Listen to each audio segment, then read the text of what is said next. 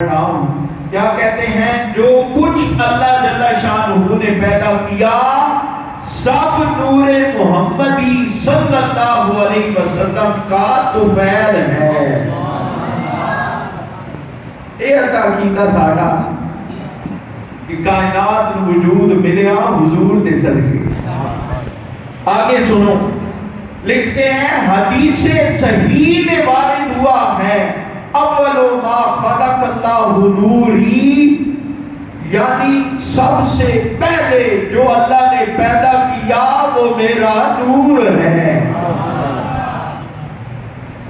فرماتے ہیں منصب نبوت و خاتمیت آدم علیہ السلام کے پیدا ہونے سے پہلے آپ کو مل چکا تھا، چنانچہ آپ نے فرمایا انی عبداللہ و خاتم النبیین و آدم فی دینہ، اس کے یہ معنی ہے میں اللہ کا بندہ ہوں، خاتم النبیین ہوں، اور میں اس وقت بھی نبی تھا جب آدم آب و گل کی منزل طے کر رہے تھے،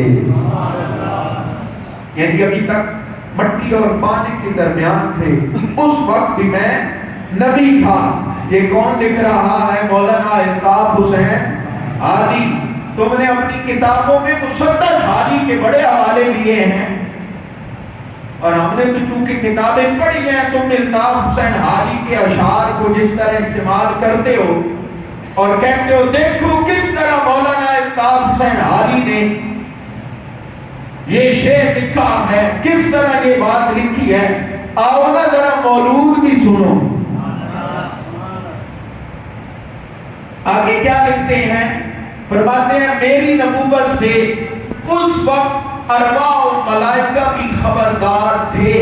روایت ہے کہ اول قلم کو حکم الہی ہوا کہ ساق عرش پر اور بہشت کے دروازوں، بہشتی درختوں کے پتوں پر، پتوں اور خیموں پر لا الہ الا اللہ محمد الرسول اللہ لکھے۔ یہ قلم کو حکم ہوا، جب اللہ نے قلم کو پیدا کیا تو قلم کو اللہ نے حکم دیا کہ لکھ لا الہ الا اللہ محمد رسول اللہ۔ کہاں لکھ؟ بہشت کے دروازوں پہ بھی لکھ، اور جنت کے اندر جو درخت ہیں ان کے پتوں پہ بھی لکھ، اور جو قیامت تک ہونے والا ہے وہ سب کچھ لکھ۔ جب حضرت آدم علیہ السلام کی اب تکثیر کی درخواست آپ کے واسطے سے جناب الہی نے کی، آدم علیہ السلام نے آپ کے واسطے سے جب معافی کی درخواست کی نا تو ارشاد ہوا تو نے محمد کو کیوں کر پہچانا؟ کیسے پہچانا تو نے؟ تو عرض کیا پیدا ہوتے ہی جو میں نے اول نگاہ اٹھا کے دیکھا تو یہ دیکھا کہ عرش پر اور جنت کے دروازوں پر لا الہ الا اللہ محمد الرسول اللہ لکھا ہے۔ میں نے سمجھا کہ اس شخص سے بڑھ کے تیرا مقرب بندہ کوئی نہیں۔ میں نے سمجھا، یہ آدم علیہ السلام کی بات ہے، میں نے سمجھا کہ اس شخص سے بڑھ کے تیرا مقرب بندہ کوئی نہیں۔ ارشاد ہوا اے آدم یہ نبی تیری اولاد میں سے ہوگا، یہ نبی تیری اولاد میں سے ہوگا، تجھے اور آسمان و زمین کو ہم نے اس کے طفیل پیدا کیا ہے۔ آج چوڑے چمار قسم کے لوگ وہ کہتے ہیں جی کہ کائنات کو اللہ نے اپنی عبادت کے لیے بنائی ہے، حضور کے لیے نہیں بنائی۔ میں نے کہا بدبختیا، سب تو بڑا عبادت کرنے والے جگہ جب سب سے زیادہ عبادت کرنے والے خود مصطفیٰ ہیں تو کائنات کیا تیرے سجدوں کے لیے بنائی گئی ہے؟ اچھا دیکھو نا، عقل بھی کوئی نہیں۔ آقا حضرت نے فرمایا کہ یہ بدبخت لوگ جب قبری والے کے بارے میں بات کرتے ہیں تو ان کی عقل جواب دے جاتی ہے۔ اب دیکھیے، کہتا ہے جی کہ حضور کے لیے کائنات کائنات بنی ہے اللہ کی عبادت کے لیے. ادا بھائی 10 عبادت کون کرے گا؟ عبادت کون کرتا ہے؟ فرشتے تو پہلے بھی کر رہے تھے، جب ہم انسانوں کو اللہ نے نہیں بنایا تھا تب بھی عبادت ہو رہی تھی یا نہیں؟ تو اللہ نے ہم انسانوں کو بنایا اپنی عبادت کے لیے کہ سارے اللہ کی عبادت شروع کر دیتے نہیں نا. وہی خوش نصیب کہ جن کے ماتھے پر اللہ نے یہ سعادت لکھی تھی انہوں نے عبادت کی. اس وقت بھی اب بھی قیامت تک وہی صرف اس کی عبادت کریں گے کہ جن کے ماتھے میں اس نے یہ بات لکھی ہے. ایمان سے بتائیے کہ جب عبادت کرنے والوں کو جمع کیا جائے گا تب اتنے دودھ میں حسان یا اللہ کے نبی ہو سکتا. اب بولو جن سمجھ آئی. جب عبادت کرنے والوں کی درجہ بندی کی جائے گی سب سے اوپر کون ہوگا؟ اللہ کے نبی.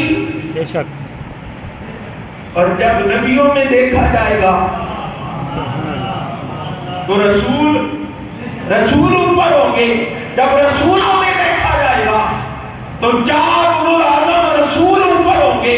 جب ان چاروں میں دیکھا جائے گا تو سب سے اوپر محمد عربی نجبار ہوگا. اگر مان بھی لی جائے تیری ڈاکٹرائن آپ نے اب دیکھنا ہے یوٹیوب پہ کہ کوئی بکواس یہ کرے کہ کائنات حضور کے لیے نہیں بنائی گئی. اچھا بھائی کس کے لیے بنائی گئی؟ اللہ کی عبادت کے لیے. اس بدبخت سے پوچھو کہ اللہ کی عبادت تو کرنی کو جیمو آلیا. اللہ کی عبادت وہ کریں گے کہ جو سر سے لے کر پاؤں تک معصوم ہیں. سبحان اللہ. اور پھر سب سے زیادہ کوئی عبادت کرے گا اللہ کی اور جس نے کی ہے وہ ایک ہی ذات ہے جس کا نام محمد عربی نجبار ہے. تو توہین نہ منے گا لیکن اکل تحریر بھی کوئی نہیں منی توہین پیا. یہ الگ بات ہے کہ تیری عقل نہیں تو نے سمجھا نہیں. آج سن صدیوں سے امت کے علماء کا یہ متفقہ عقیدہ ہے صحیح حدیث کی روشنی میں کہ کائنات اللہ نے بنائی مصطفیٰ کے لیے. تو میں کیوں نہ کہوں زمین و زمان مکین و مکان ہم آئے جہاں اٹھیں گے وہاں. ہاں جی لکھ رہے ہیں مولانا الطاف حسین علی کیا کہتے ہیں کہ آدم علیہ السلام کو اللہ نے ارشاد فرمایا یہ نبی تیری اولاد میں سے ہوگا. تجھے اور آسمان و زمین کو ہم نے کسی کے تو فعل پیدا کیا. اچھے کلام کی سنتے یہ چندہ آدم علیہ السلام کی پیشانی میں جلوہ گر ہوا. اسی کی برکت سے ان کو تمام مخلوقات کے نام معلوم ہوئے. یہ الطاف حسین علی کے جملے پر ذرا غور کرنا. کہتے ہیں آپ کا نور آدم علیہ السلام کی پیشانی میں چمکا اور اس نور کے چمکنے کی وجہ سے اللہ نے فرمایا وَعَلَّمَ آدَمَ الْأَسْمَاءَ كُلَّهَا ہم نے آدم کو سارے نام سکھا دیے. الطاف حسین علی کہتے ہیں یہ صدقہ ہونا کے لال کے نور کا کہ کائنات کی ہر شے کا نام جناب آدم نے جان لیا. اور آگے کیا کہتے ہیں اسی کی بدولت اسی نور کی بدولت آدم علیہ السلام مسجود ملائکہ ٹھہرے. اب لگاؤ فتویٰ. اللہ قرآن میں فرشتوں کو فرماتے ہیں فرشتوں آدم کو سجدہ کرو. مولانا الطاف حسین علی کہتے ہیں کہ اللہ یہ جڑا فرمایا کہ اصل نور مصطفیٰ واسطے فرمایا. سبحان اللہ.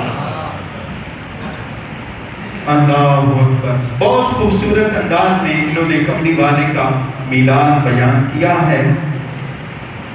اللہ کریم ان کی قبر پر رحمت نازل فرمائے. اگر یہی عقیدہ لے کے دنیا سے گئے ہیں تو پھر اس سے یہ بھی پتہ چلتا ہے کہ الطاف حسین علی بھی تواڈا نہیں ساڈا. اسی پر اتفاق کرتا ہوں. زندگی رہی تو پھر انشاءاللہ مزید اس کتاب سے میں سرکار کا میلاد آپ کو سناؤں گا. اللہ تعالیٰ میری اس مختصر سی حاضری کو اپنی بارگاہ میں قبول و منظور فرمائے. دعا